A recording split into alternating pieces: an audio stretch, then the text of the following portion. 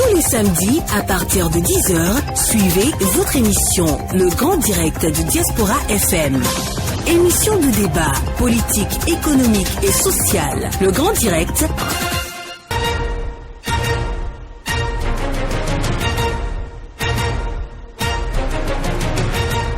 Ironé Agossa, bonjour. Bonjour. Vous êtes le président du parti Restaurer la Confiance, qui a été porté sur les fonds baptismaux il n'y a pas si longtemps que ça. Mais avant ça, vous avez été candidat à la présidentielle de 2011 avec en tant que colistier de Corentin Corpru. C'est avec vous aujourd'hui que nous allons discuter, aller aux nouvelles, à l'actualité du parti. Alors, depuis la création de RLC, qu'est-ce qu'il est devenu, le parti ? Oui, nous avons créé, bien sûr, RLC il n'y a pas longtemps. Depuis cette création, nous sommes dans la procédure normale de la mise en conformité de ce parti par rapport aux lois en vigueur. Donc, nous sommes en train de réunir les dossiers des membres fondateurs, ce qui est déjà fait. Donc, je peux vous dire qu'à ce domaine, que la semaine prochaine, nous allons déposer les dossiers pour la formalité administrative au ministère de l'Intérieur et faire de ce parti un parti régulièrement inscrit au ministère et revenant au ministère de faire ce qu'il faut pour que nous ayons notre récépissé. Donc, depuis la création, c'est ce qui se fait et nous sommes déjà prêts. Je félicite d'abord tous les militants et tous les coordonnateurs départementaux qui se sont vraiment pliés en mille pour que nous puissions battre ce record, parce que c'est pas facile, mais ça a été vite fait. Et je pense que c'est le moment de les féliciter et de prouver aussi que cette dynamique RLC a vraiment ses bases dans toutes les communes de notre pays. Donc c'est le fruit d'ailleurs de notre participation aux élections. Donc on en est fiers et je pense que dans très peu de temps, nous allons procéder maintenant à l'installation des structures du parti et préparer les élections législatives qui, en fait, sont pour nous le point essentiel de la lutte que nous allons mener très prochainement. Il faut aller aux élections législatives, participer à ces élections et avoir une majorité de l'opposition au Parlement, essayer d'inverser la tendance et faire en sorte que nous quittons un état de loi pour un état de droit. Finir avec la dictature des lois pour pouvoir mettre désormais les lois à la disposition du peuple. Donc c'est ce que nous allons faire maintenant et le plan est déjà fait. Nous sommes prêts et nous n'allons pas baisser les bras. Je pense que d'ailleurs nous sommes en retard. C'est pourquoi pour nous ne sommes pas en vacances. Il n'y aura pas de vacances pour ce parti jusqu'aux élections législatives prochaines et pourquoi pas aux élections présidentielles. Alors avant de parler des législatives de 2023, vous venez de parler d'état de loi et d'état de droit. Quelle différence doit-on faire ?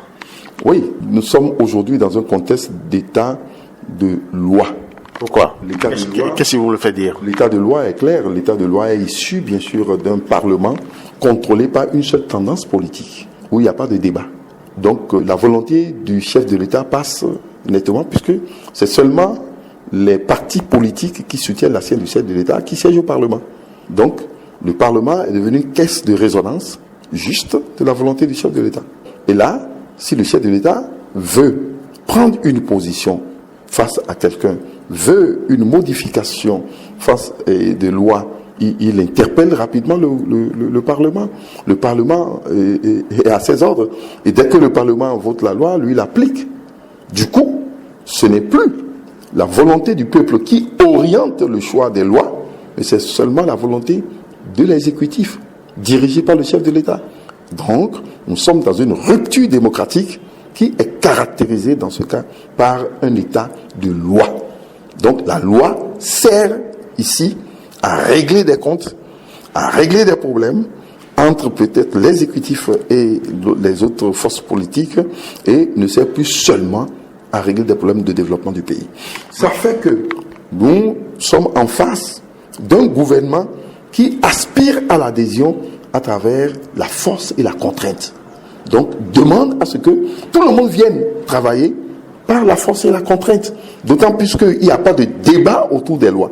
Donc, il n'y a pas une aspiration à l'adhésion par le service et la confiance. Donc c'est clair que nous sommes aujourd'hui dans un contexte de dictature, mais de dictature de loi qui est totalement différente d'une dictature militaire. Donc c'est contraire bien sûr à un état de droit où le débat se mène au Parlement autour des lois qui s'imposent à l'ensemble à l'issue d'un débat où chaque courant politique a émis bien sûr ses réserves, débat ensuite, et on finit par s'entendre sur l'intérêt de la mise en œuvre de cette loi après le vote.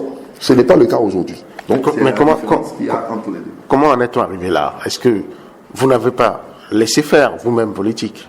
Oui, il y a un problème, il faut que nous le reconnaissons nous. Nous sommes dans une logique de reconnaissance de nos erreurs. Parce que vous ne pouvez pas évoluer dans la vie sans reconnaître vos erreurs. Donc nous sommes dans une logique depuis de reconnaissance de nos erreurs. Pour que nous puissions évoluer dans ce pays, il faut que le gouvernement aussi soit dans une logique de reconnaissance de ses erreurs.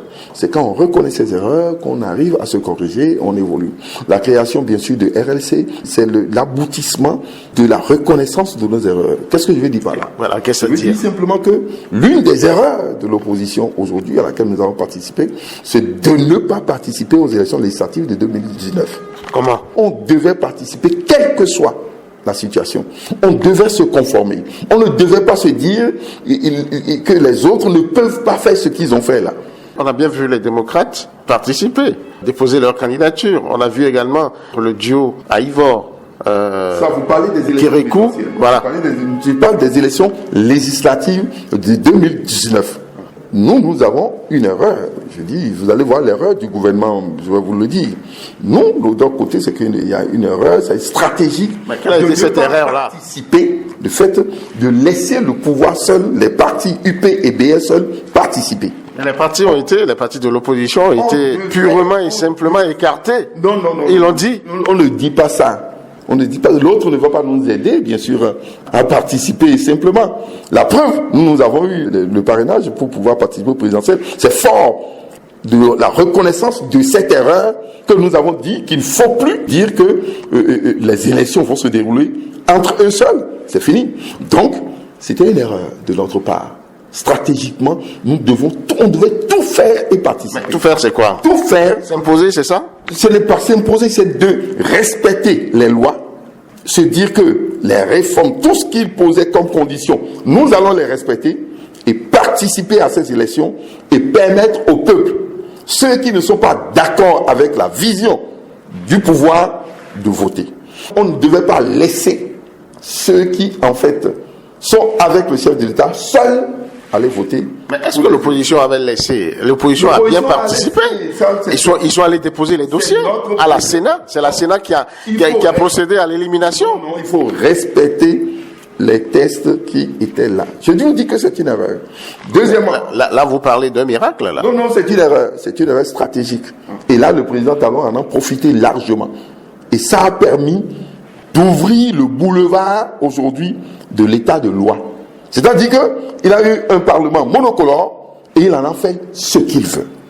Aujourd'hui, le parlement est là, non? Vous dites que ce n'est pas une erreur. Le parlement n'est pas là, installé. Depuis, ils sont en train d'achever leur mandat. Mais ils ont été écartés. Je dis le parlement actuel. Non, je veux parler des partis politiques de l'opposition qui s'étaient alignés. On ne peut pas écarter. Il y a eu les fautes mineures, il y a eu les fautes majeures. On ne peut pas écarter. On ne peut pas nous écarter. Autrement, si on allait nous écarter, le peuple allait revendiquer son droit. C'est ça la politique.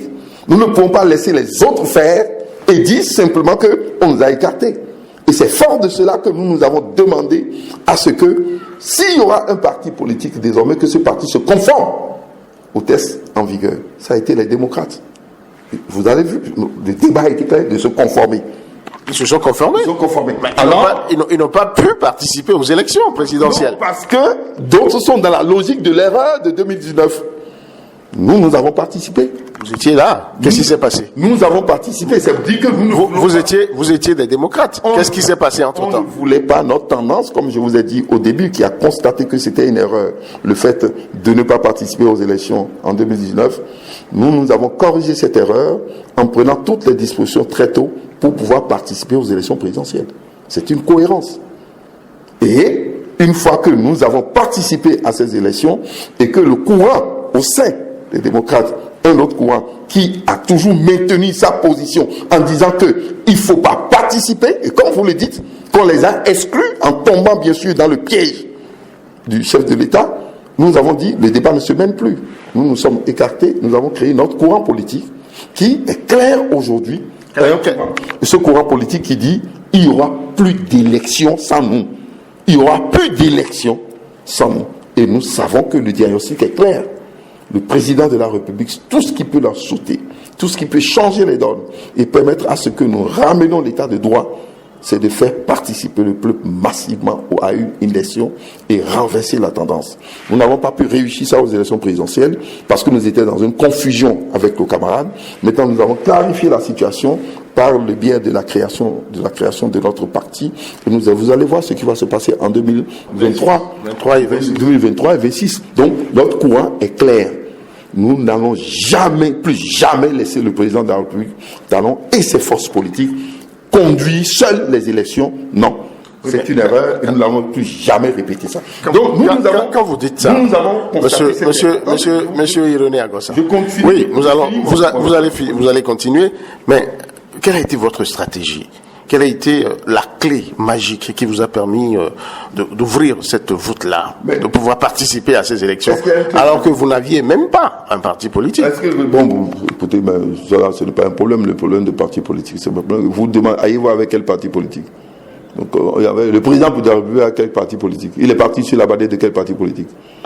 Les deux partis? Non, pas du tout. UPBR. C'est ça le logo? Vous avez vu UPBR sur son affiche? On a entendu les deux partis le porter. Vous avez vu UPBR sur son affiche? Vous n'allez pas voir. Mais écoutez, c'est le minimum. Il n'a pas eu de parti politique. Il a un logo personnel à lui. Donc, c'est que les tests ont permis à n'importe quel duo d'aller à la recherche du parrainage. Comment avez-vous pu avoir le parrainage? Soyons clairs, il ne faut pas une confusion dans la tête des militants. Non, on reste encore sur ce point-là. C'est pour permettre aux Béninois de comprendre ce qui s'est passé. Je veux que ça soit clair. Oui. Parce que vous mêlez trop de la confusion pour dire que un parti politique, etc., c'est les partis politiques qui auront c'est faux. C'est pas le parti politique qui a le parrainage. Le parrainage est attribué à des candidats, un duo qui a la volonté de participer aux élections présidentielles. Et si ce duo appartient à un parti, ils reviennent maintenant dans leur parti pour se faire accepter par le parti et ils sont investis par ce parti. Si vous n'avez pas de parti, vous faites votre investiture à partir de ceux qui vous portent, le peuple qui vous porte. Ça, c'est clair. Donc, il y a dans le test, vous pouvez être candidat indépendant. Donc, c'est tout à fait. Donc, il n'y a pas une question de parti politique. Tout à fait. Avant d'avoir. C'est clair dans la tête. Il faut que les Béninois comprennent ça. Je vous ai dit. Maintenant, qu'est-ce qui vous a permis, vous, d'arracher les parrainages alors que vous êtes de l'opposition? C'est le fait de constater que nous ne devons plus répéter la même erreur de 2019. Depuis que nous avons dit que c'est une erreur et qu'il faut participer, nous nous sommes mis dans la logique de la participation. C'est aussi simple. Oui, qu'est-ce que ça veut dire en français facile? Oui, c'est simple qu'il faut se préparer tôt. C'est comme les élections législatives. Si vous voulez participer aux élections législatives, vous savez qu'il y a le quitus fiscal. Vous allez attendre la veille pour aller payer vos impôts en tant qu'opposant. Nous savons qu'il faut payer les impôts aujourd'hui. Tous nos candidats vont se mettre en place pour payer. On se prépare avant. Quand tu es opposant, tu ne vas pas te comporter comme celui qui est au pouvoir. C'est aussi simple. Nous nous sommes préparés très tôt. Nous avons la logique, et moi je disais sur toutes les radios, que nous allons participer à cette élection présidentielle. On a pris les contacts et ça a été fait.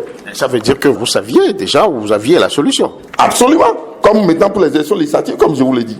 Donc, c'est une question d'anticipation et de choix politique. Oui, mais quelle a été cette solution? Quelle a été cette solution-là? Comment vous avez pu décrocher le parrainage? On négocie, c'est aussi simple. C'est parce qu'on vous a bourré la tête pour dire que c'est impossible. Nous avons prouvé que c'est possible. C'est aussi simple. C'est aussi simple que ça. Que les gens cessent de vous mentir, c'est aussi simple. Il faut juste vouloir et tu le fais. On l'a fait. Vous êtes venu nous voir dans un siège de campagne aujourd'hui. On l'a fait parce qu'on avait anticipé. Comme on est en train d'anticiper maintenant les élections législatives. Donc, comme on est en train de prendre toutes nos positions pour que ça puisse marcher. Aucune logique démocratique ne pousse un parti politique à dire de ne pas participer aux élections. Dites-moi dans le monde, si ce n'est pas en Afrique où il y a cette connerie, et on dit de ne pas participer aux élections face à une force au pouvoir. Si tu ne participes pas aux élections, tu veux quoi? Oui, mais tu veux l'insurrection? Est-ce que c'est impossible de reconnaître sa capacité, sa faiblesse face à un géant? Mais comment? Si tu veux reconnaître ta faiblesse, c'est par rapport aux élections. Et tu verras le nombre de voix que tu as reçues. Et tu te corriges. Et tu repars maintenant la reconquête. Parce que ce n'est pas que tu as eu 2%, 3%, 4% aujourd'hui, que demain tu auras 3 ou 4%. Donc, ils ont fait l'inventaire de leurs forces et ils ont trouvé qu'ils ne pouvaient pas y aller. Ça, tu as fait l'inventaire de tes forces, tu n'as pas participé. C'est différent que d'appeler à ne pas voter. C'est différent ce que vous dites. J'ai fait l'inventaire de mes forces, je ne participe pas. Quand vous voyez en France, récemment, Hollande a fait ses inventaires, il a dit je ne participe pas aux élections. Mais il n'a pas dit au sein du Parti Socialiste, n'allez pas participer, ne votez pas. Mais c'est aussi une position. Non, c'est clair. Que tout parti politique peut décider d'appeler ses militants à ne pas aller à une élection. Est-ce que c'est contre la loi? Quand tu dis de ne pas participer à une élection, oui, ce n'est pas contre la loi, mais ça veut dire que tu facilites la tâche à celui qui est au pouvoir. Parce que lui, ici, il n'a pas d'adversaire. C'est plus facile pour lui. Surtout que nous sommes dans un contexte de dictature des lois. Nous ne sommes pas dans un contexte ordinaire. Si tu laisses le boulevard, mais lui, qu'est-ce qu'il voulait? Il voulait que tu ne participes pas. C'est pourquoi d'ailleurs il met toutes les contraintes pour que tu ne participes pas. Tout toi, ton génie, c'est malgré les contraintes, tu participes pour lui arracher le pouvoir. C'est ça la démocratie, le jeu démocratique. Autrement, c'est que tu n'es pas dans le système démocratique. Alors, tu veux un autre système, bien sûr, qui est dans la logique de la rupture démocratique. C'est-à-dire toi-même, tu veux que le système alors s'arrête et que tu sois dans une logique démocratique, une logique de rupture démocratique, en pensant peut-être à une insurrection, en pensant à un coup d'État. C'est ce qui se passe en Guinée, ce qui s'est passé au Mali. Ça ne s'est pas passé au Bénin. Non, je dis, si tu ne choisis pas la voie des urnes, tu choisis quoi? Tu choisis de te taire. Non, tu dis de ne pas aller voter. C'est ce que je vous dis. Si tu te tais, c'est bon. C'est que tu as dit de ne pas aller voter. Ça veut dire que tu as pris une position. Cette position favorise celui qui est au pouvoir. Et nous sommes dans un contexte de dictature des lois, donc tu lui donnes encore la chance d'être plus dictateur. Donc ton espoir, toi, se repose nécessairement sur une insurrection populaire ou sur un coup d'État. Donc, disons les choses simplement, nous ne sommes pas pour une insurrection, nous ne sommes pas pour un coup de force dans notre pays. Nous savons que cela ne permet pas de relever les défis de développement. Mais est-ce que quelqu'un a évoqué ces deux possibilités-là? Tous les pays qui ont tenté ça ont échoué. Oui, mais le Mali est en train d'échouer. Quelqu'un a évoqué cette possibilité-là au Bénin? C'est des hypothèses. Ben voilà. Quand vous prenez des positions qui renforcent la dictature, donc vous amenez le pouvoir à aller vers la tyrannie. Et quand le peuple est face à un tyran, c'est ce qui se passe là-bas. Donc nous n'allons pas favoriser la transition d'une dictature à une tyrannie. Nous allons l'arrêter à travers les urnes. Donc c'est la culture des urnes qui nous oriente, nous. Nous sommes la force qui a sauvé la démocratie récemment. C'est la force, c'est là la vérité. Nous avons sauvé la démocratie des deux extrêmes. Comment? Du pouvoir. Comment? Des deux. Nous avons sauvé la démocratie. Comment? En poussant une partie du pays à voter, en posant le débat démocratique, en posant les problèmes qui se posent dans notre pays, en offrant des solutions, en demandant au peuple d'aller voter. C'est ça, ceux qui ont sauvé la démocratie. Autrement, attendez, 2023, tous ceux qui ont dit qu'ils n'iront pas voter là, si la loi n'est pas changée, si les exilés ne sont pas rentrés, si les prisonniers politiques ne sont pas sortis, et ils vont voter, ils veulent participer aux élections, alors qui a menti au peuple? Répondez-moi. C'est pas moi qui pose la question. C'est pas moi qui réponds aux questions. Il fallait participer au présidentiel et qu'on finissait avec. Ils ont donné une chance encore au président Talon. Et maintenant, si Talon ne fait rien, ils sont en train de parler du dialogue. Vous avez vu le président Talon répondre à ça? Vous avez laissé les rapports de force en faveur du monsieur. C'est en le renforçant, en demandant de ne pas voter. Vous l'avez renforcé et c'est maintenant que vous parlez du dialogue. Il n'a pas réagi. Il a libéré les gens depuis. Mais vous attendez, il a libéré. Il n'a pas libéré parce qu'il devient plus fort. Les exilés ne sont pas rentrés parce qu'il est plus fort. Et c'est maintenant qu'ils évoquent, nos anciens camarades évoquent leur volonté d'aller participer aux élections. Ils se sont coincés parce qu'ils ne peuvent pas participer aux élections s'ils restent dans leur logique sans le retour des exilés, sans la libération des prisonniers politiques et sans qu'on ne revienne sur la loi fondamentales du pays. Alors que nous sommes en train de dire, nous participons d'abord, nous sommes contre ces lois, nous sommes pour le retour des exilés, nous sommes pour la libération des prisonniers politiques, nous sommes pour la révision des lois, mais nous participons aux élections pour conduire les victimes de tout ce que nous avons évoqué là, pour que nous gagnions les élections. Nous ayons des députés pour empêcher le président de continuer à faire ce qu'il a en train de faire, inverser les rapports de force et permettre maintenant que nous soyons forts et l'obliger à ramener tout le monde. Dans tout pays, c'est comme ça que ça se fait. Oui, mais président Irénée Agossa, en disant tout ça, vous êtes contre les lois, mais vous participez aux élections qui sont organisées par ces lois-là. Est-ce qu'il n'y a pas un contraste? Est-ce que vous ne vous contredisez pas? Quel contraste? Donald Trump a voté des lois. Les démocrates là-bas avec Joe Biden, ils vous ont dit qu'ils sont contre ces lois. Ils ont participé, non? Mais ça n'a pas été, je n'ai pas la même posture ici. C'est la même chose. Donald Trump a fait voter des lois. Les démocrates étaient contre.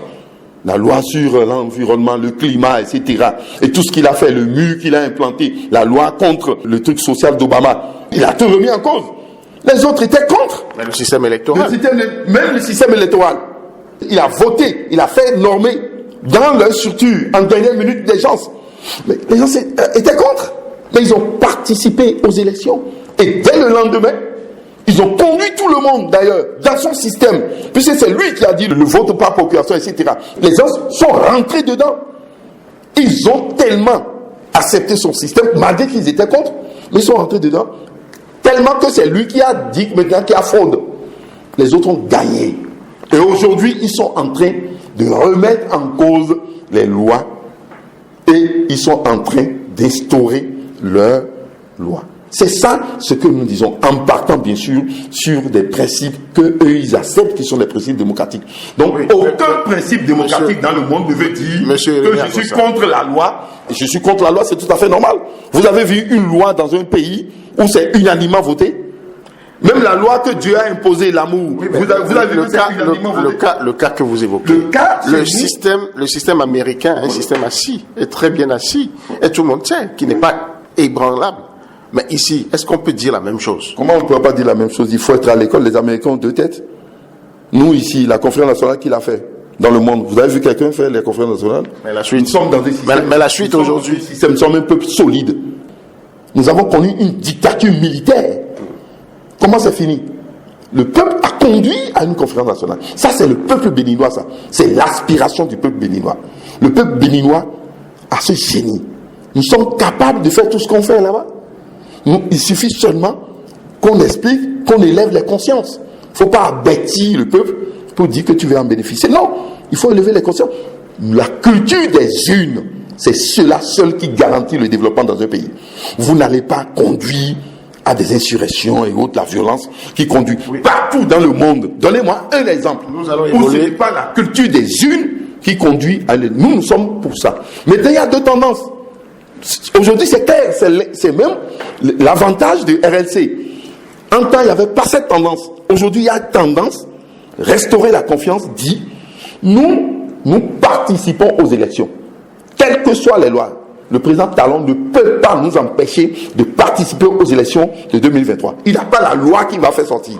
Nous nous préparons déjà à être conformes à toutes ces lois. Il n'a qu'à faire sortir tout le génie qu'il veut. Autrement, il va empêcher aussi BR et UP d'aller à cette élection. Parce que nous avons planifié tout ce qu'il peut inventer.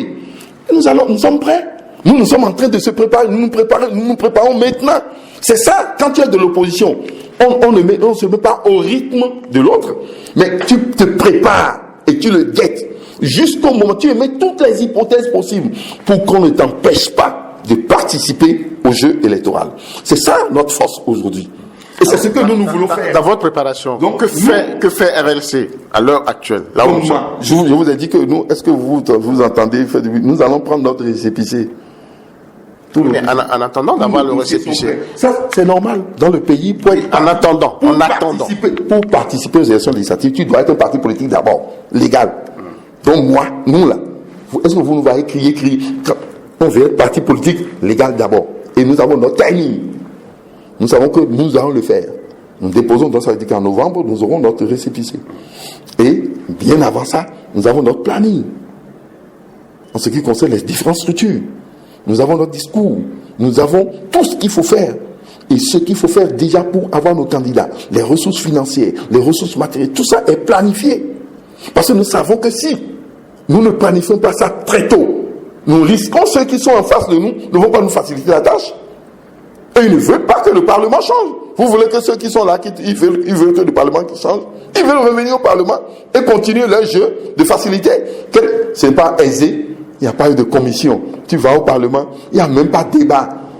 Quelle facilité de ce genre. Tu n'as même pas un contradicteur devant toi. Vous voyez entre vous saluez, vous rentrez. Mais ceux-là veulent encore que ça continue. Mais vous voulez qu'on les laisse comme ça? Et ceux-là vont se préparer. Ce n'est pas que talent, c'est tout un système qui est en place. Ils vont se préparer pour se maintenir avec les maires qu'ils ont choisis. Mais nous, sachant qu'en 2026, nous allons participer aux élections présidentielles. Il faut juste maintenant avoir nos députés. Il faut préparer ça. Et pour empêcher le chef d'État de ne pas rempiler et de nous retrouver, de se retrouver dans un système tyrannique, comme ça se passait en Guinée, etc., en changeant la constitution, il faut que nous ayons des députés pour l'empêcher. C'est maintenant qu'il faut planifier tout ça. C'est ça notre stratégie et c'est ça notre génie. Merci. Si nous avons un secret, ce n'est que ça. Et aujourd'hui, pourquoi on ne percevait pas ça en temps? C'est parce qu'on était dans un groupe où il y avait un mélange. Aujourd'hui, vous avez la lumière. Aujourd'hui, vous avez la lumière. Nous allons évoluer dans le débat. Oui. Vous êtes dans la stratégie d'anticipation. C'est bien à RLC. Mais à l'avènement de RLC au Congrès, votre président, dont vous avez été colistier, n'était pas là. Ça a surpris tout le peuple. Qu'est-ce qui se passe? Mais il ne veut pas de RLC, c'est pas terminé. Il y a un problème là. Il ne veut pas de RLC, c'est pas fini. Lui ne veut pas créer le parti et continuer. Mais pourquoi il ne veut pas? Mais allez lui poser la question. C'est pas si simple. Comme vous êtes venu me voir là. Allez lui poser la question. Vous êtes sur colistier. Vous êtes parlé. Je vous dis, allez lui poser. C'est plus simple. Je vais parler maintenant, vous pouvez interpréter. La meilleure manière est simple. Il est béninois, il est dans le pays. Allez lui tendre le micro pour dire, mais on a vu les autres à Boycon. Pourquoi vous n'étiez pas là? Moi, je suis prêt seulement à vous dire pourquoi j'étais à Boycon. C'est aussi simple. Moi, je peux vous expliquer pourquoi j'étais à Boycon. Mais qu'est-ce qui s'est passé pour que vous ne partagiez plus la même vision? Vous étiez dans une communauté de vision à l'élection présidentielle. Mais ici, c'est un parti politique. C'est la même dynamique. C'est la même dynamique qui a conduit au parti politique. Ce n'est pas la même chose. Oui. C'est la continuité, bien sûr, de ce que nous avons fait au présidentiel. Mais dans les courses à relais, il n'y a pas vu des gens qui laissent. Il dit que moi, je ne peux pas continuer. Moi, il laisse. Il faut laisser. Il est libre. Ça, c'est on s'appelle, on discute. Mais lui, il ne veut pas. Mais maintenant, si vous voulez des explications, parce que c'est toujours les mêmes, le mieux est d'aller voir M. Corrie et de lui poser la question. Il va vous donner des... Et là, vous serez plus rassuré. Seulement que moi, je vous dis que la lutte que nous menons maintenant, lui, il n'en veut pas. Il est libre. Cela ne crée aucun problème. Ça, c'est même notre liberté, c'est notre ligne idéologique au sein de RLC. Mais pourquoi vous ne l'avez pas dit aux militants, par exemple, au Congrès? Qui vous a dit que... Ils ont dû être surpris de ne pas le voir à vos côtés. Quel militant vous a dit? Vos militants. Nos militants? Oui. Vous parlez de choses, c'est vous les journalistes, c'est vous qui êtes surpris. Nos militants. Vous avez vu un militant écrit quelque part disant, nos militants sont là. Ils n'ont pas besoin d'écrire, ils peuvent s'exprimer. Nos militants n'ont aucun problème. En tout cas, RLC n'ont aucun problème par rapport à cette situation-là. Ce qui préoccupe les militants aujourd'hui, c'est pas Corée. C'est comment faire en sorte que nous ayons des députés en 2023 et comment le parti soit renforcé et que nous créions l'alternance au pouvoir. Ça, si vous cherchez ce qui nous préoccupe aujourd'hui, ce n'est pas un problème. Ne créez pas d'histoire. Ça, vous l'avez dit. Ne créez pas d'histoire là où il n'y a pas la géographie. Non, c'est juste une explication pour les populations. Les populations ne s'occupent pas de ça. Ah, si. Aujourd'hui, c'est le problème de... Allez faire un sondage chez vous. Vous les avez appelés à voter ensemble. Vous les avez appelés ensemble à voter pour vous, pour votre liste. Ce que vit aujourd'hui les populations, c'est pas ça. Donc, la préoccupation n'est pas là. Et quand on a expliqué une seule fois, ils ont compris. Donc, on évolue. Ça, c'est pas un problème.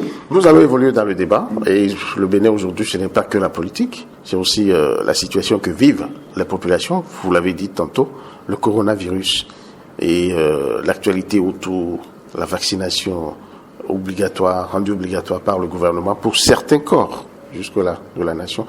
Quelle est, l'approche du RLC pour résoudre ce problème? D'abord, il faut dire que nous sommes face à une pandémie mondiale. Une pandémie et qu'il faut absolument que chacun se rende compte de la responsabilité qui est la sienne. Ça, on doit préciser ça. C'est une question de vie ou de mort. Donc, dès que vous avez le coronavirus, c'est vous qui en souffrez et vous pouvez en mourir. Donc, c'est ça. Et une fois que c'est devenu une pandémie, il y a la responsabilité de l'État. L'État doit pouvoir aider les populations à s'en sortir. Parce qu'aujourd'hui, nous avons une responsabilité individuelle et une responsabilité collective. De cette responsabilité collective, il y a aussi l'État. Non seulement ça dépasse encore la dimension de notre État, ça prend en compte la dimension sous-régionale, régionale et mondiale. Parce que le monde étant devenu un village planétaire, les voyages étant un peu partout, et que c'est une pandémie, il faut prendre des dispositions sur le plan mondial pour qu'on puisse s'en sortir. Donc face à une pandémie, il faut absolument penser bien sûr aux mesures curatives, c'est-à-dire le traitement, mais ce qui fait toujours pour qu'on s'en sorte face à une pandémie, l'histoire l'a prouvé, c'est la vaccination. Vous avez vu la variole, vous avez vu les autres, la tuberculose, il y en a partout dans l'histoire.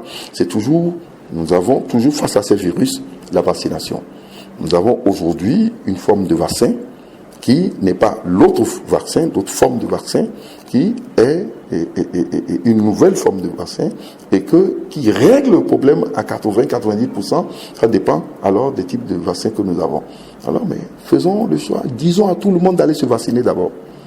Les statistiques ont prouvé que les formes graves, ceux qui l'ont, ces formes graves qui conduisent à la mort, ceux qui ont cette forme qui, aujourd'hui, contactent cette forme, aujourd'hui, sont ceux qui ne se sont pas vaccinés à 90% et ceux qui ne se sont pas vaccinés. Donc, il est normal que la solution, aujourd'hui, se trouve au niveau de la vaccination. Les États doivent conjuguer leurs efforts de manière à ce que nous puissions avoir les doses, les différentes doses de vaccins et les faire passer partout. Aujourd'hui, il faut faire en sorte que la vaccination soit expliquée et que les gens n'aient plus peur de ce vaccin et que les gens aillent vers le vaccin et que nous puissions avoir une limitation en ce qui concerne les formes graves. Donc, et je connais qu'en Afrique, par exemple chez nous, on avait des virus bien sûr semblables, le virus de la grippe, de la maladie d'Osagène, le virus du palu, c'était un type de virus. Bien sûr, le palu, ce n'est pas le corona, mais la grippe, c'est un autre type de corona. Donc nous sommes habitués à ce type de virus ici, nous, en Afrique, et on avait des méthodes traditionnelles de guérison. Ce qui n'est pas la même chose que l'Europe. Donc, je pense que la recherche en ce qui concerne le traitement doit être approfondie chez nous. Et cette recherche est faite. Nous devons absolument encourager à le faire. Donc, si nous étions à la place du gouvernement, on doit accélérer le traitement. Les mesures barrières doivent être maintenues et la vaccination doit accompagner. Avec ces trois méthodes, nous allons pouvoir, à notre niveau, endiguer, bien sûr, cette pandémie. Mais nous ne sommes pas seuls dans le monde. Et nous ne pouvons pas fermer nos frontières. Il faut qu'il y ait une politique globale sur le plan sous-régional et bien sûr sur le plan mondial avec l'accompagnement de l'OMS. Donc, aujourd'hui, il faut prendre ces dispositions importantes. Mais ce que nous constatons au niveau du Bénin, c'est qu'il n'y a pas une anticipation en ce qui concerne la deuxième vague que nous connaissons maintenant, qui est plus mortelle. La contamination est plus élevée, etc. Donc, il faut absolument que nous essayions de faire en sorte que les mesures que nous avons prises en temps soient prises maintenant, accompagnées de ce que j'ai cité tout à l'heure, pour que nous arrêtons la deuxième vague qui est la plus dangereuse. Il faut en prendre des mesures. Je suis satisfait bien sûr des dernières mesures, mais qui ont été prises en retard par le gouvernement. Face à une pandémie, un gouvernement ne va pas en vacances. Parce que c'est une guerre. Vous êtes contre le repos du guerrier? Mais quand ton peuple est en souffrance, quelles vacances vous prenez? Vous ne prenez pas vos vacances. Tout le monde, dans le pays, tout le monde a arrêté ces vacances. Ils sont venus faire face, bien sûr, aux difficultés. Il y a quand même eu des ministres qui étaient sur les fronts pendant ce temps-là. Le chef d'État doit descendre. Tout le monde doit descendre, parce que c'est une urgence. Il y avait quelle urgence? L'urgence, c'est ça. Il a pris toutes les dispositions avant que les vacances ne démarrent. Partout. Il faut que le chef d'État parle et explique partout. Vous allez même les puissances. Obama, je dis pas Obama, le président américain a parlé, le président français a parlé, la chancelière allemande a parlé partout. Les chefs d'État parlent parce que c'est une pandémie. Ce n'est pas seulement chez nous. Ne banalisons pas. Quand les chefs d'État ne parlent pas, les gens banalisent ça. Vous voyez dans les campagnes, les gens se disent que c'est votre maladie. Qu'ils parlent, qu'ils disent que c'est dangereux et que les gens aillent se vacciner. Mais il a fait un message sur son post. Il a fait un post sur sa page Facebook. Moi, mon oncle au village, qu'est-ce qu'il connaît de post? Qu'est-ce que vous dites? Parlez comme si les gens, le chef d'État n'a qu'à parler. Il y a eu des traductions. Les gens ont traduit tout ça dans nos langues. Le chef d'État n'a qu'à parler, il n'a qu'à sortir et dire et mener une campagne comme il a fait pour les élections présidentielles. C'est ça. Parce que nous sommes face maintenant à un ennemi. Si toute la population porte ce virus, nous ne savons même pas combien les gens portent, puisque nous ne faisons pas des tests quotidiens pour savoir le nombre de contaminations par jour. Nous ne savons pas. Je ne sais pas si toi tu portes le virus là maintenant. Donc la seule chose qui peut nous sauver, j'ai ma bavette. Ce n'est pas ça le problème. Aujourd'hui, ce qui est important est que nous sachions le nombre de contaminations dans le pays et savoir si ça progresse ou si ça régresse. Et ceux qui meurent, c'est sur la base de quoi? Sont-ils vaccinés, oui ou non? Que ces statistiques sortent tous les jours et qu'on pousse les populations à se faire vacciner. C'est ça qu'on doit faire d'abord avant de rendre ça obligatoire. C'est ça qu'on doit faire avant de rendre ça obligatoire. Si vous ne le faites pas et vous rendez ça obligatoire, vous risquez à un moment donné, comme vous savez au Bénin, les gens vont commencer par vous présenter des carnets cachetés. Ils vont présenter des carnets cachetés sans pouvoir participer, bien sûr. Sacré béninois. Donc, ne poussez pas les gens à le faire comme ça. Nous sommes face à un danger. Nous pensons que c'est ça et nous lançons un appel à tous les partis politiques. Le virus ne connaît pas opposition, mouvance. Tout le monde doit pouvoir le faire. Les députés, les élus, tout le monde doit informer. Et il faut que nous ayons une dose de vaccin assez importante. On a 100 et quelques mille, je ne sais pas, je n'ai pas gardé le nombre, mais ça ne fait pas encore. Mais les Béninois ne sortent pas. Encore 50% de notre population. Nous n'avons pas une dose de 5 millions. Non, la dose que nous avons là, ça décourage même. Il faut qu'on ait une dose énorme et qu'on planifie que d'ici 2 mois, d'ici 1 an, d'ici 3 mois, d'ici 4 mois, il faut planifier que nous devons atteindre ces 30%, 70% de taux de vaccination dans notre pays. C'est ce qu'on fait. C'est ce qu'on doit faire. Cela n'est pas planifié par le gouvernement. Mais c'est pour ça que le gouvernement se bat.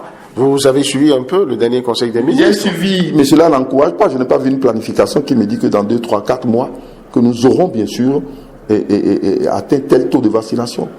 Et je n'ai pas vu une politique du gouvernement dans le cadre des populations cibles, ceux qui sont plus en danger face à ce virus. C'est ceux qui sont au-delà de 60 ans, à partir de 60 ans jusqu'au-delà.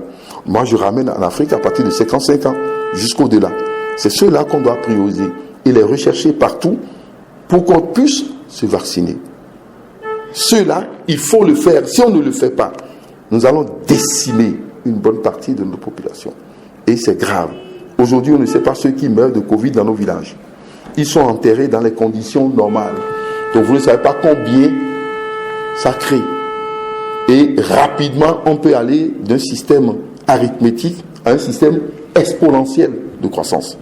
Et c'est grave. Donc, face à cette situation, on ne peut que pousser la population à une vaccination massive.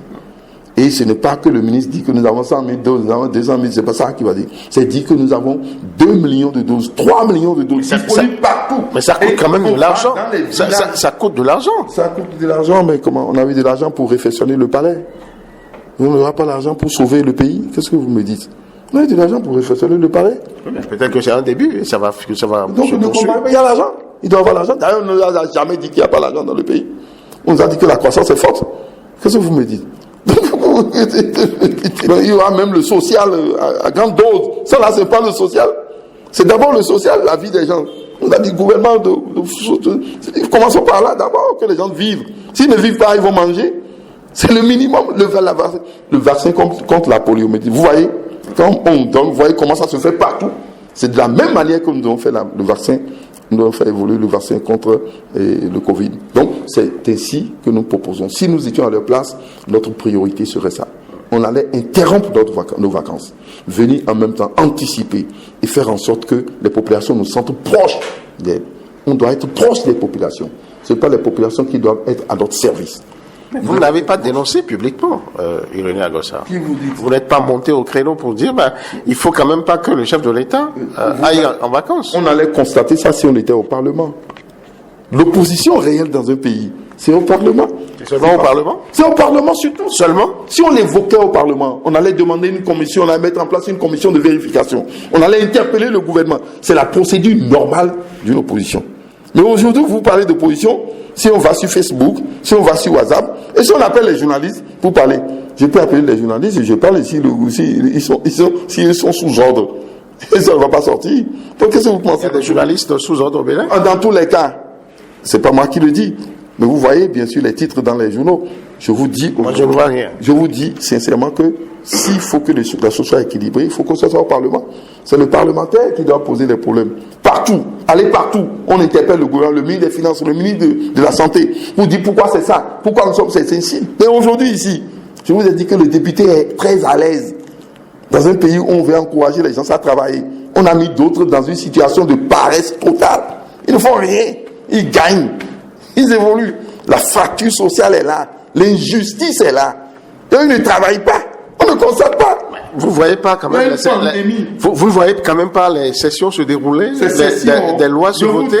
Qu'il y a une pandémie, personne n'avait dit dans le pays. On a vu le président de l'Assemblée nationale aller dans des camps, aller voir un peu comment ça se passe. Combien de vaccins nous avons et quelle est la politique que nous aurons demain, après-demain. Combien de morts nous avons dans nos villages par rapport à ça. Quelles sont les dispositions qui sont prises pour qu'on arrête la contamination? On ne sait pas. Vous n'avez la dose que vous avez, vous êtes en train de programmer est une dose qui ne correspond même pas au tiers de la population. Et on interdit aux gens de faire. Ça veut dire que vous encouragez les gens à ne pas aller. Il faut mettre une dose énorme. Et si nous étions là, c'est ce que nous allons faire, nous. La priorité pour nous, c'est de servir le peuple. Les hommes qui gèrent chez eux sont différents de nous. C'est pourquoi nous disons qu'il faut aller aux urnes et les changer en 2023 pour que les choses changent. La campagne est précoce. Non, on fait tout le temps de la campagne. Le président lui fait campagne tous les jours. Tout ce qu'il réalise, il dit là, c'est pas la campagne tous les jours. C'est quand même dans 2 ans. Mais lui, il fait la campagne. Et donc, nous aussi, nous évoquons ce que nous sommes en train de dire. Si on appelle ça campagne, alors on ne refuse pas. C'est pour vous dire que la pandémie, c'est sérieux. Donc, il faut pouvoir prendre des mesures face à ça. Alors, à défaut que le gouvernement ne fasse ce qu'il est en train de faire, nous passons par vous pour lancer un appel à la population de sortir massivement. Et pour montrer que le vaccin est insuffisant, massivement, montrer que les doses sont insuffisantes et que les vaccins arrivent. Et ensuite, il faut multiplier les centres de traitement. Il faut anticiper. Il faut le dire comment on peut traiter et qu'on puisse sauver des vies. C'est ce qui est important dans notre pays. C'est cela, c'est l'un des défis majeurs de notre temps aujourd'hui. L'actualité, c'est aussi la disparition malheureusement de Rosine Vieira-Soglo, l'ex-première dame. Qu'est-ce que vous, en tant que peut-être un de ses enfants ou un de ses compatriotes qui a été quand même impacté d'une manière ou d'une autre par le leadership, par son leadership, qu'est-ce que vous retenez de la vie de cette grande dame de la scène politique béninoise? Oui, d'abord, nous avons présenté nos condoléances à la famille et à tous ces militantes et militants.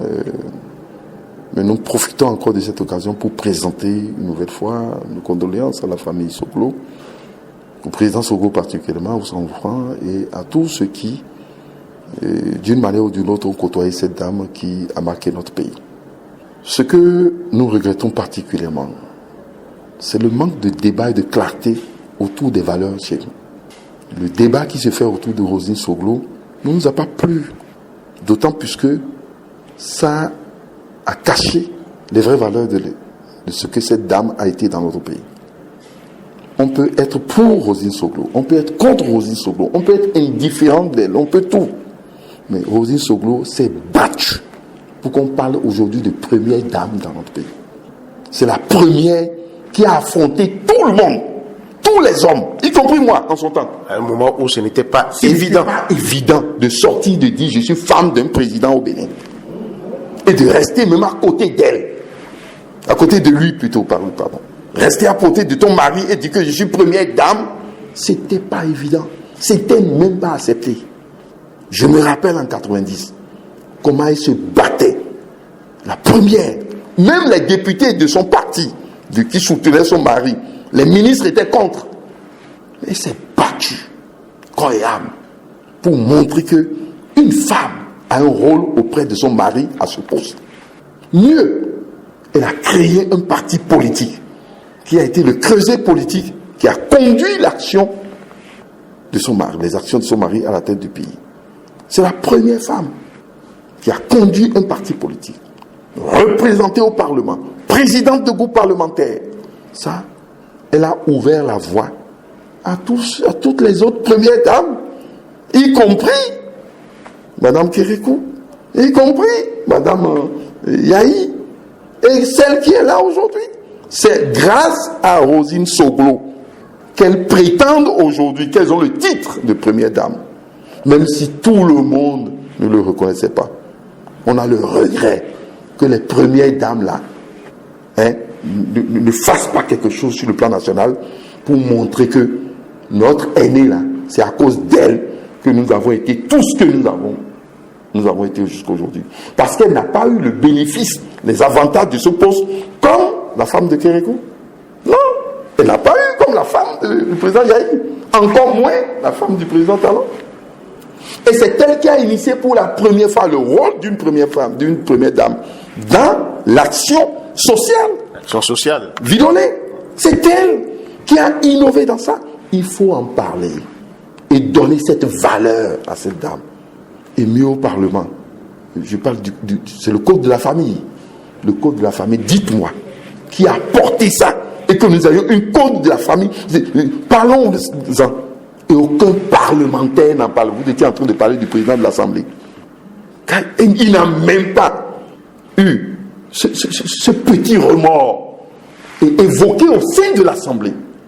Non, mais l'Assemblée nationale a rendu hommage à Rosine Soglo. C'est de dire ce qu'elle a fait et qu'on reconnaisse cela, qu'on donne son nom à quelque chose au sein de ce Parlement pour que les femmes qui vont venir désormais puissent se référer à sa lutte, à son combat. Mais ce n'est pas un quota. Je le dis pour qu'ils puissent entendre, parce que ce n'est pas une question d'opposition, de mouvance. Ce n'est pas une question qui ne m'aime pas, qui m'apprécie. C'est une question de valeur. La dame là a fait ça. Elle aimait qu'on l'appelle amoureusement maman. Maman avait fait ça. Elle a fait ça. Donc, ce que je dis là, est-ce que c'est pas évident qu'on reconnaisse ça à quelqu'un qui a travaillé dans un pays, pour que les générations à venir soient dans la même logique et que les hommages soient en train de se dérouler dans une situation que personne ne sait même. C'est normal ça? C'est pas normal. Elle ne mérite pas ça. Une dame qui a lutté comme ça, il faut désormais l'accompagner peut-être vers le panthéon féminin de notre pays. Rosine Soglo mérite cela. Rosine Soglo mérite cela. Que de propositions et que de fleurs. Et que non, elle mérite cela.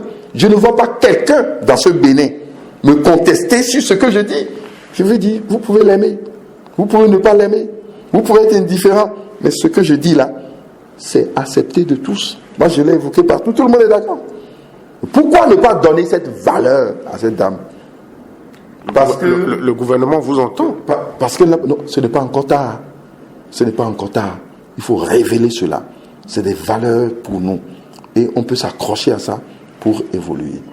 Pour évoluer. Donc moi, je pense que c'est ce qui est important à faire.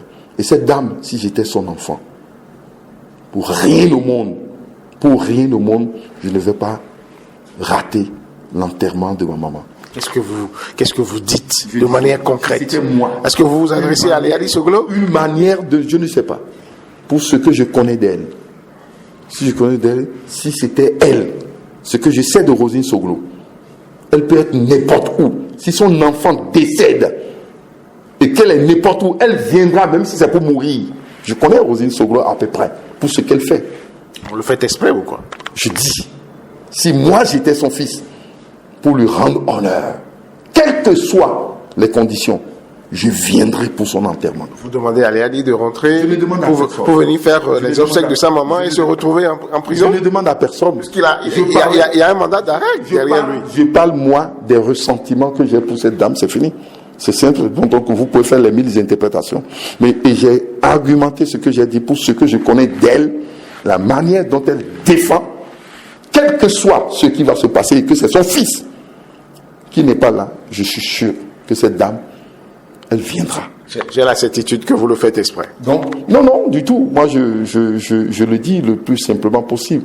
Et je crois que les Béninois vont m'accepter et comprendre ce que je dis par là. Donc, elle mérite ça. Donc, je crois qu'on pourra, bien sûr, revoir ça. Quand nous serons au pouvoir, il n'est pas interdit de revenir sur ça. Parce qu'il y a des présidents qui ont été enterrés dans des fosses communes en temps, et on les a fait sortir. On les a réenterrés. Vous allez la réhabiliter. Donc, on peut réhabiliter à tout moment. Donc, là, ce n'est que partie remise. Dans tous les cas, ces valeurs ne seront pas oubliées en notre temps. C'est pourquoi d'ailleurs nous menons ce combat. Alors, Président Irénée Agossa, nous sommes en train d'aller vers la fin de cette émission. À quoi vous opposez-vous fondamentalement au régime Talon? Le régime Talon a fait des choix politiques, économiques, sociaux, de modèles économiques, politiques et sociaux qui ne sont pas nos modèles. C'est fini. Nous n'avons aucun problème vis-à-vis du président Talon, personnellement. Les choix qu'ils ont faits ne sont pas nos choix. Quels devraient être ces choix-là? Un exemple? Sur le plan politique, c'est clair. Nous avons dit que nous voulons un État où il ne faut pas aspirer à l'adhésion par la force et la contrainte. Nous avons dit non. Nous disons que nous voulons un État où il faut aspirer à l'adhésion par le service et la confiance. Là, on s'oppose. C'est clair. Nous sommes dans une orientation économique où le travail doit être valorisé. Quand quelqu'un travaille dans le pays, il faut qu'il vive de son travail. Nous ne sommes pas pour le sous-emploi. Nous ne sommes pas pour le chômage. Nous ne sommes pas pour la loi votée au Parlement en ce qui concerne le recrutement, etc. Cette loi, nous ne sommes pas pour qui donne plus de valeur à l'employeur et détruit l'employé. On peut vous radier comme on veut. Nous sommes devenus des esclaves. Les employeurs peuvent faire de nous ce qu'ils veulent. Faire du travail ce qu'ils veulent. Non. Il faut un équilibre. Nous ne sommes pas pour ça. Et nous avons été suffisamment clairs. Est-ce que vous n'agissez pas sur la côte sensible? Notre pays est un pays où, quand vous mutualisez les efforts, il faut déjà prévoir la redistribution du gain sur tout le monde. Voilà quelque chose qui nous oppose. Et ils n'ont pas prévu la redistribution du gain sur tout le monde. Et ils ont mutualisé les efforts. L'augmentation des taxes, l'augmentation de ça. On a demandé à tout le monde de travailler, de presser, serrer les ceintures. Et ce n'est qu'après ça qu'on dit maintenant qu'il faut du social. C'est contraire à notre philosophie. Nous, c'est qu'il faut faire un choix social qui permet aux gens, en fournissant l'effort, d'être sûrs que les avantages vont leur revenir. C'est ça ce que nous avons fait. Et c'est ça ce que notre modèle a choisi. Un modèle où on va valoriser le travail. Un modèle où les opportunités seront mises à disposition du grand nombre. Un modèle économique où nous allons mettre l'accent sur l'énergie. Nous allons mettre l'accent sur les formes de transport qui vont favoriser l'intégration sous-régionale, donner de la valeur à ce que nous sommes, un pays de transit et de services. Nous avons dit qu'il n'y aura pas de développement dans notre pays sans les rails. Donc, voyez tout ce que nous disons. Ce n'est pas ce qu'ils font. C'est ça ce qui nous oppose à eux. Ils ne peuvent pas aujourd'hui faire du social. Parce qu'ils n'ont pas choisi un modèle qui encourage le social. Ne serait-ce que la manière dont nous voyons la gestion de la crise de la pandémie. Voyons cette gestion. L'État doit être puissant et donner tout. Mais on dépouille l'État de tout. Et on rend le privé puissant plus que l'État. C'est pas possible. Cette crise de la pandémie, cette crise de Covid nous a prouvé qu'en réalité, C'est l'État qui doit être fort. C'est l'État qui apporte le soutien aux populations. C'est l'État qui doit jouer certains rôles. Le privé ne peut pas faire ça. Donc, mais eux, ils ont remis tout dans la main du privé, au détriment totalement de l'État. Et le travailleur n'a plus de valeur. Ça, nous ne pouvons pas accepter ça sur le plan économique. Et le choix du fait que c'est seulement agricole sur les produits de rente que le pays va se développer, c'est faux. Le Bénin ne va pas se développer sur cette base. Le Bénin va se développer sur la base d'une orientation énergétique, bien sûr, en développant sur l'agriculture agricole les produits vivriers et réaliser l'autosuffisance alimentaire interne. Nous avons totalement des visions contraires. Et nous n'allons jamais laisser nos frontières fermées avec le Nigeria. Le Nigeria, c'est une chance inouïe pour nous. Vous voyez tout ce que j'ai dit. Ils ne le font pas. C'est cela qui nous oppose à eux. Donc, nous sommes dans une logique claire avec eux. Donc, nous disons qu'il faut proposer une autre alternance en faisant d'autres offres politiques, économiques et sociales. Et cette offre, nous allons présenter ça au peuple au cours des élections et permettre aux gens d'aller aux élections, d'empêcher les gens d'avoir peur, de rayer par la peur et la crainte. Non, nous allons rayer par l'aisance, la confiance et ramener les Béninois autour de nous.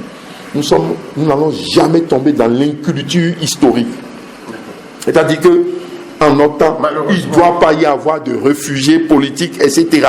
C'est une inculture historique. Malheureusement, le temps, nous, est parti. Donc, je veux vous dire que nous avons des raisons à pouvoir nous inscrire dans l'opposition. Mais voilà, vous avez dit tout ça, tout ce qui vous oppose au régime Talon, mais les Béninois pensent toujours que vous êtes un complice de Talon. Que leur répondez-vous? C'est vous qui pensez. Vous pensez que nous sommes... C'est qui vous? C'est peut-être vous. Moi, je suis sur le terrain. Moi je reporte juste ce que j'entends. Quel complice? Les Béninois, moi, je ne sais pas. En quoi nous sommes complices? En allant voter? Ils n'ont pas trouvé tous les complices. En 2023, là. Vous seriez une opposition bienveillante. En 2023, nous voulons voir ceux qui vont venir pour ne pas... Tout ce qu'on nous reproche, on dit parce qu'on a demandé qu'on vote. En 2021. En 2023. Ceux qui ont refusé de voter, là, qui ont demandé de ne pas aller voter, s'ils viennent voter, les conditions qu'ils ont posées n'ont pas été respectées, donc eux-mêmes ils sont complices. Entendons-nous dès maintenant. Donc eux-mêmes ils sont complices. Non, les vrais complices, c'est ceux qui ont demandé à ce que la population n'aille pas voter. C'est ceux-là qui ont facilité le retour de Talon. Il ne faut pas qu'on trompe la population. Il y a très peu de temps, comme on dit en fond, on verra ceux qui disent ça. Nous ne perdons pas le temps, il faut expliquer. Nous savons qu'aujourd'hui, RLC va permettre de lever bien sûr ces contraintes, d'expliquer, de détailler ce qui se passe et de montrer, de poser les vrais problèmes du pays. Les Béninois, ce n'est pas complice ou complice qu'on le veut aujourd'hui. C'est de trouver solution à des problèmes importants. La question du sous-emploi, la question de l'insécurité, la question de l'énergie, la question du développement de ce pays. C'est ça. C'est parce qu'ils n'ont plus d'idées, ils n'ont plus capacité de proposer de nouvelles choses qu'on est en train de chercher alors de petits trucs.